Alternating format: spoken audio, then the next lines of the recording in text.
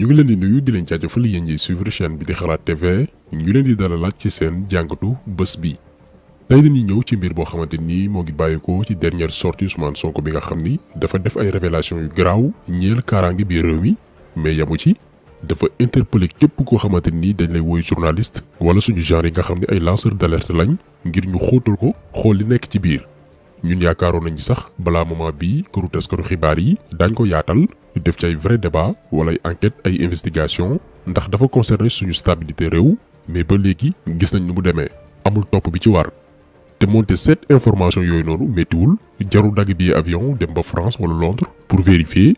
ñun jour bi Ousmane Sonko defee déclaration am tudd ay tur. yéen journalistes yi def leen tuuti recherche rek naa leen ci jox benn am na société bu ñuy wax Covosis SA. nga xam ne nee na société la boo xam ne affaire sécurité affaire nangam ki ko jiite du gëj Ndakaaru semaine bii ñu jógee fii rek mi ngi woon fii c'est des sociétés de mercenaires yoo xam ne buñ leen yebalee tey ne leen dem leen liquider Ousmane Sonko ñu def ko te ñu ngi traité ak gouvernement Sénégal. bi mu waxee lii automatiquement dañoo recherché ba tombé ci société mercenaire bi Macky Sall dugal Sénégal mel ni Sénégal amul armée mais jour boobu boo recherché da ngay tombé ci profil propriétaire société mercenaire bi Sonko cité. muy Covosis SA te ki ko moom di Laurent Clerc paaru société bi yëpp moo ko moom moo nekk nii ngeen seen ñoo ngi basé wu Suisse moom itam Laurent Clerc ngeen di gis fii ak photom mais quelques heures gannaaw bi Sonko pare déclaration am waa ji dafa supprimer photo profilam ci compte LinkedIn bi mu créé ak yenn information personnelles yi ci même jour bi Sonko defee déclaration kon nga xam ni am na lu ñu nëbb te waa ji mooy kan moom Laurent Clerc spécialiste la ci wàllum précision de tir. doo leen seetaan film américain yi gis ñi ñuy woowee ay sniper ñoo xam ne dañ leen di fay ngir ñu yéeg ci ay immeuble di tirer ci kaw ay personnalité waa ji xam-xamam ci loolu la màcc mooy spécialité am lu ñu visé ba tirer ko rek du mooy. ñii la Macky Sall dugal Sénégal ak yeneen defkatu ñaawteef yu ci mel ni Tony Blair Nicolas Sarkozy ak ñeneen daañ ci ñëw benn par benn pour ngeen xam fi ñu Macky Sall bëgg a yóbbu te ñu baree bari ñu ngi nelaw donc lii buñ ko noppi waalee rek. amel ak sénégalais yi ba noppi doon complice ci li nga xam ne ñu ngi koy tëgg ci ndodd askan wi lu graaw moo nekk di xew Sénégal dafa nekk ci danger moo tax jour bi Sonko defee déclaration coggalu Benno Bokk Yaakaar yi nga xamante ni dañ leen di fay ngir ñuy commenter ak manipuler ci réseaux sociaux yi dañoo ñëw ci vidéo bi ñu publié woon ci même jour bi jagleel ko Gaston Mbengue loo xam ni ça n'a rien à voir joteewul ak dara sorti Sonko bi Gaston Mbengue ak dil yi muy tëgg nguuru Sénégal lañ doon leeral coggalu Benno Bokk Yaakaar yi fàqee ci àll ba naan ñu yéen ay pro Sonko ngeen pour bañ xam naa ñun ñu wax ci révélation yi graaw yi Ousmane Sonko def ci même jour boobu noonu maanaam dañuy jéem a teg xel partagé wuñu woon vidéo bi déclaration Sonko bi mais depuis boobu ñu ngi doon gëstu li mu wax fan la ko jëlee ndax wér na am déet buñ ci noppee digtal ko sénégalais yi parce qu'il faut que ñu comprendre stratégie yi nguur gi di teg jamono jii képp koo xamante ni yaa ngi gëstu di leeral sénégalais yi li ñuy tëgg ci seen ndodd di ko wax ci kàllaama gu leer naññ dañ lay taxé de pro Sonko liñ ci jublu mooy nga bàyyi leen ñoom ñu noyyi ñoom ñi nga xam ne ñu ngi yàq réew mi concentrer sa temps ak sa énergie gépp ci weddi wala wane ni man bokkuma Pastef da ngay wax pour intérêt Sénégal comme que ñoom Ousmane Sonko mooy seen problème ñu taxé la de pro Sonko nga nekk fa di weddi bàyyi leen ñoom ñu nekk ci réew mi di gundaandaat di def lu leen neex fekk boobu askan wi yëgul moment bi ngay concentré wu ci ay détails ñoom ñoo ngi wéy di dégg seeni pexe ngir noot askan wi. donc yenn combat yi boo ci engagé wooyee da ngay xam li tubaab di woy priorité yow mënoo gis koo xamante ni dañ ko fal jox ko moyen état bi yépp ngir mu defar réew mi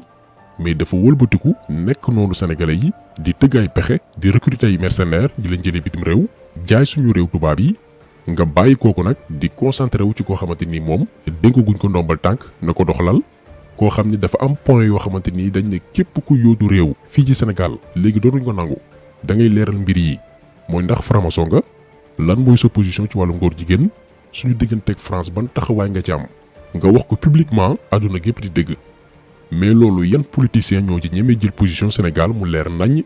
dañuy bàyyi sénégalais yi jàngatal seen bopp réew mi dof-dof lu moo fi am ak di jéem a faire le malin kon ku yaakaar ni di nga ñu jéem a manipuler ci ay simple commentaire ba soppiloo ñu ñun suñu doxalin wala nga am combat personnel buy mën ak Ousmane Sonko bëgg ko la ci jàppale maanaam règlement de compte xamal ni du ci ñun ko koy jaare ñu newuñu fi di layam yi naan dañuy yemale pouvoir ak opposition déjà waaye di mënul weesu loolu position bi ñu jël dafa leer naññ te nëbbuñu ko mooy ñi yor actuellement Sénégal di ko doxal duñu ay nit yu baax ñëpp leen gën ay poson yu bon lañ yoo xamante ni fekk ñi ngi ci bopp réew mi ci fitna ak jafe-jafe la ñuy nekk. léegi nag ñooñee ak ñi leen topp weddi wu ñu dañoo bon weddi wu ni seeni loxo setul mais li ñu bëgg a wan sénégalais yi mooy ñun dong bonuñu waa opposition bi ñoo ñu gën a bon fuuf. ci loolu nag la ñuy nekk suba ngoon bëgg ko wékk nag cay sos ak tappale di wut tamit ku leen ci jàppale ñun nag duñu jàppale kenn cay sos tuumaal ak complot lu ñu dugg dafay leer. yàlla daf ñu dimbali ba cay keppaaru mag la ñu yaroo ba dévier ñu yombul dox suñu xel tamit yombul comme que xam nañ ni fi ñuy laal mi ngi métti ba gars yi di jëfru tàmbalee ko ci président bi naan yee yaay dañuy jéem a détourné te yàlla xam na ni ba ñuy yeewu ñoom ñi ngi nelaw dañuy làbbali rek ba noonu Sénégal yi di ñu abal ndax baaxuñ ci réew te di ngeen ci xam dara ci biir vidéo bi danger bi nekk Sénégal ci guute gi nga xamante ni suñu réew ma ngi fay jëm te kenn kott moo ñu ko yóbbee mooy Macky Sall.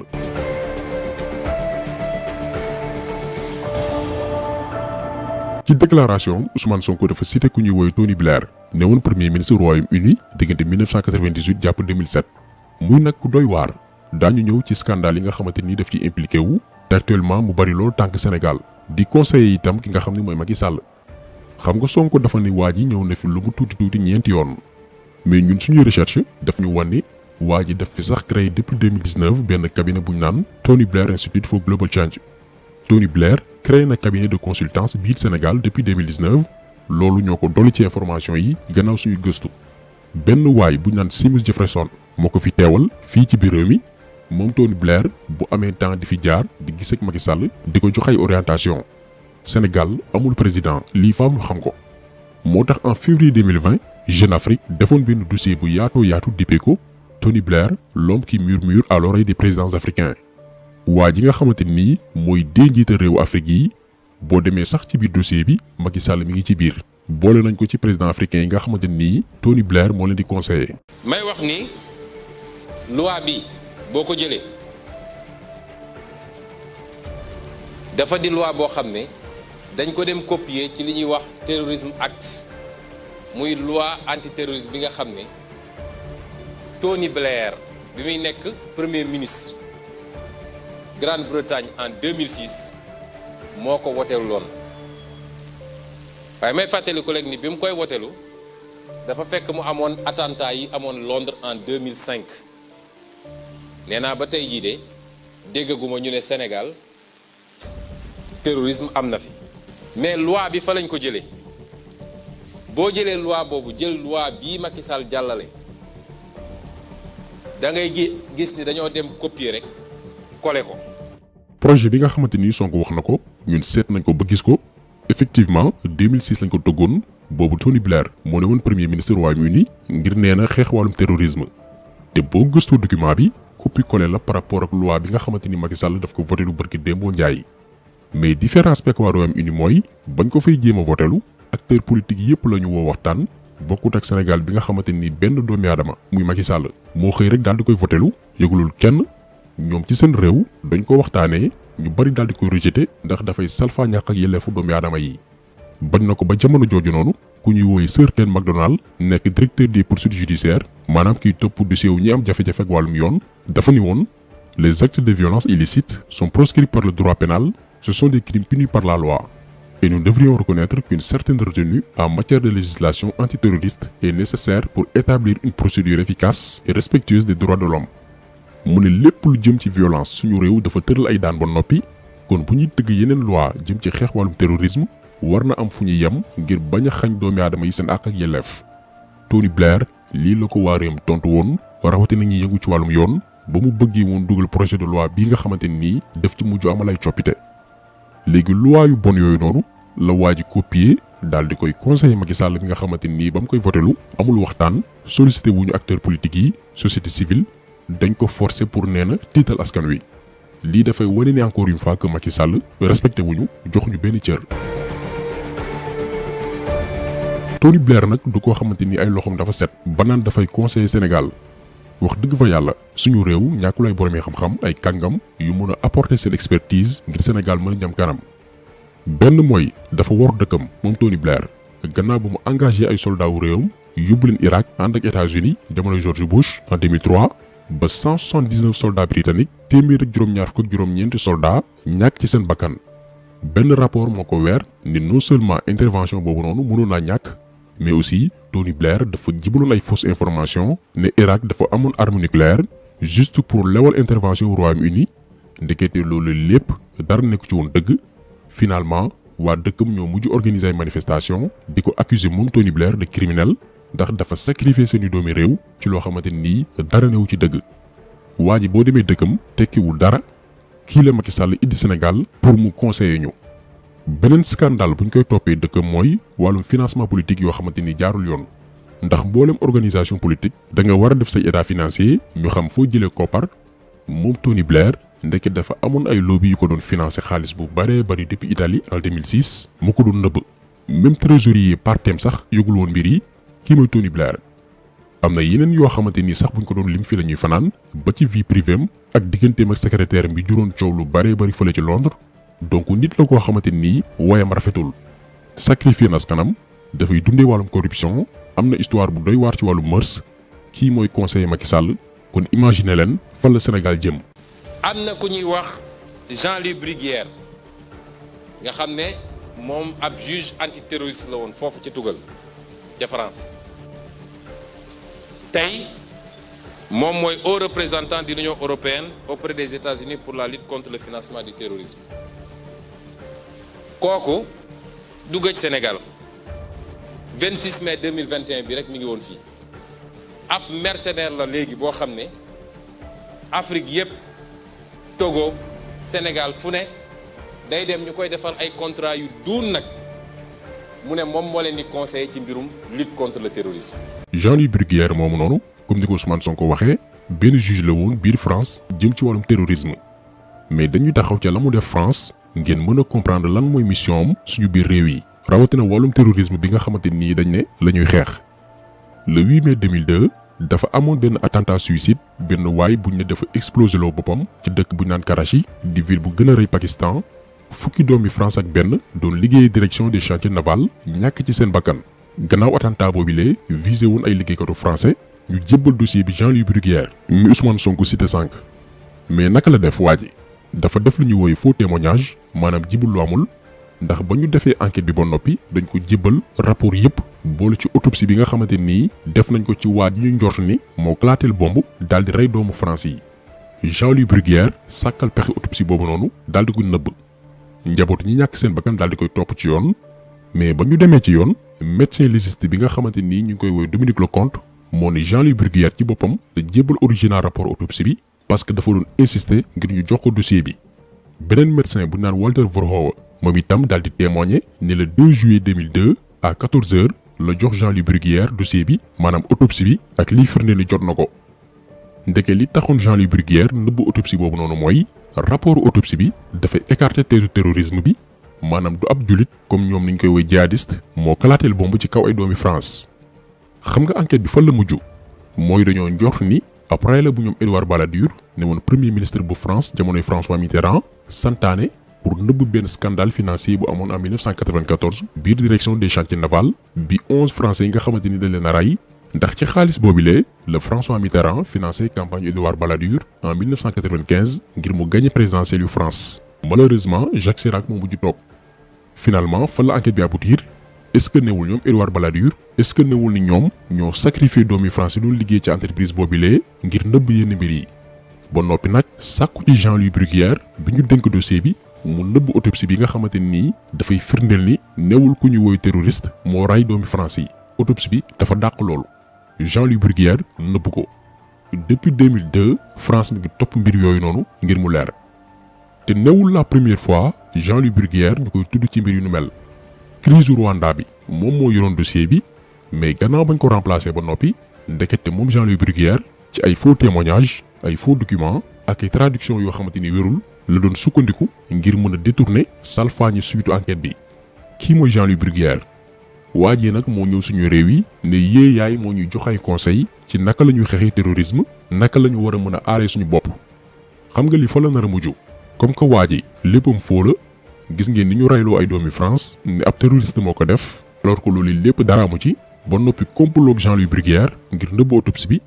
méthode yii nag la ñu bëgg a appliquer suñu réew yi maanaam daañu simuler ay attentat bu ñu moywul naan terroriste yaa ngi fi kalaate lay bomb lépp pour Macky Sall mën fee toggaat alors que ay tappale neen la gars yi programme de déstabilisation la ñuy tëgg lii faaw ñu bàyyi ci xel. mooy ñoom dama bëgg Sénégalais xam dañoo am benn stratégie boo xam ne pour mu dox il faut ñu njëkk a tiital Sénégalais yi la ñuy waaj a def mooy lan damay wax Sénégalais yi ne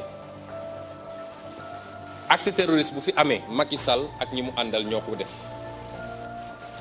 parce que ci loolu la ñu nekk ci loolu la ñuy dox attan nañu clateloo fi bombe créé fi acte terroriste pour ne li ñu leen doon wax yépp a ngi nii nag daal di gaawantu jël ay pouvoirs spéciaux mooy dooleel Macky Sall ne ko am nga sañ-sañu ku yëngatu nga dóor parce que le pays est en guerre bu dee ci corona bi rek nga fi andi woon loolu ku yëngatuñu dóor parce que nee na dañ doon guerre ak benn microbe bu kenn gisul ku yëngatu ku fi 19 heures fekkoon nga taat nga ngay dogg a wàcc sax amoo kaar ñu fekk la fa duma bis bu ñu kalaatee li ñuy kalaatee ba pare dina ne nag Serigne Seck mouvement citoyen ñëpp waxoon naa leen nous sommes en danger donc pouvoirs spéciaux